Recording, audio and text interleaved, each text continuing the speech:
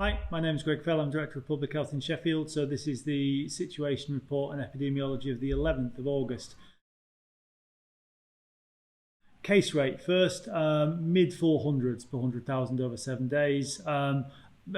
Has gone up over recent weeks and is now starting to come back down again.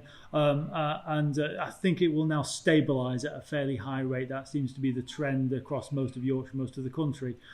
The obvious explanation for the case rates going up over the last couple of weeks was the many tens of thousands of people that came together for tramlines and its fringe events a couple of weeks ago. 50-odd thousand people came together. Inevitably, there was going to be some risk. The event itself was very well risk managed, but it wasn't risk free. And as a result, and as a result of the fringe events, case rates went up, coming back down again now. Here, like everywhere else, I suspect they'll stabilise because there are fairly few, if any, restrictions, so the virus will continue to spread. Mainly younger adults, the least well vaccinated, a bit of spread into older age groups, but not much and nothing to be hugely concerned about.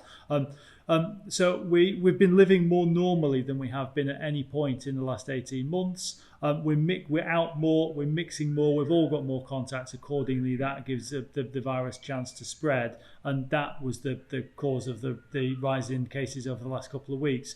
All up, it's not over yet. The roadmap is finished. COVID has not finished with us yet. It's still out there. Sadly, it's still infecting people and it's still harming people. And it doesn't care who it infects, and you know what we can do.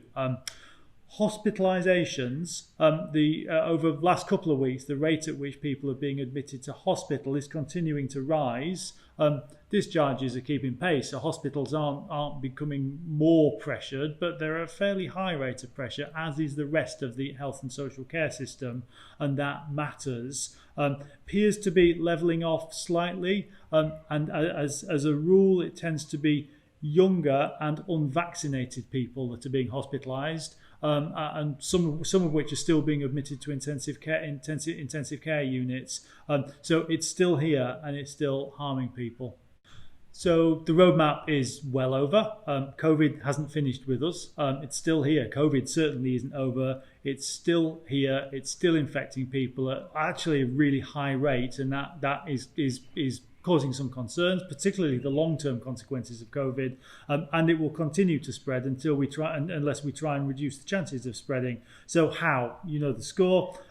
Both doses of vaccine. If you haven't had both doses already, it's really, really important to get the second dose. What we're learning about the immune response is that you're not terribly well protected immunity-wise from just dose one. The second dose is the one that matters. So if you haven't had the second dose, please do so immediately. Wearing a face covering in crowded spaces. If you have symptoms, book a test and isolate until you get your result. Those are the things that have stood us in good stead throughout. They still are the most important things to break the spread of the infection. If you don't have symptoms, you can still test yourself regularly with lateral flow device tests, which you can order for free from lots and lots of different places. From Monday the 16th of August, if you've been fully vaccinated, you'll no longer be required to self-isolate if you're a contact of a positive case. People with a positive PCR test will still need to isolate. But if you're a contact of a positive case, you'll need to book a PCR test as soon as possible. And if the result of that is negative, you don't need to isolate for 10 days. So on vaccination, about 78% of over 18s in Sheffield have had their first dose, 64% have had their second dose. Those were the numbers as of late last week, and they'll have gone up a little bit, but not much. 46% of over 18s have not had their second dose. The second dose is the one that really matters, so please encourage everybody to get that as soon as possible. The rate of vaccination coverage has been going up really quite quickly, but has recently started to slow. And again, we're getting into people that are maybe a bit more hesitant. I can only underscore once again that this vaccination program has made a real difference, and it's really important that we all get the second dose of the vaccination. We're making it as easy as we can to get it. The main mass vaccination centre is at Longley Lane, just near the Northern General Hospital, and there are lots of walk-in centres across the city running week in, week out. In particular, it's worth highlighting this week we've got one running in Vestry Hall in Burngreave.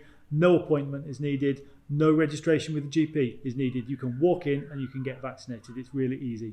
The vaccination of 16 and 17-year-olds. Last week, the Joint Committee on Vaccinations announced that the Pfizer vaccine will be offered to 16 and 17-year-olds. It's important to say that that wasn't a decision taken lightly by the JCVI. It comes after extensive analysis of the trials that had been done and extensive analysis by the regulatory body, the MHRA, which all found the vaccine is effective and safe for use in young people. The safety data for 16, 17-year-olds is comparable to young adults, and no new adverse events were found. We know there's a lot of spread of the virus at the moment in younger age groups, and I'd encourage all those who are eligible to get the vaccine dose as quickly as possible. The arrangements are being put into place to manage this, and we'll update on the detail of the arrangements over the next couple of weeks. Lastly, the vaccine is being offered to 12 to 17-year-olds who are clinically extremely vulnerable.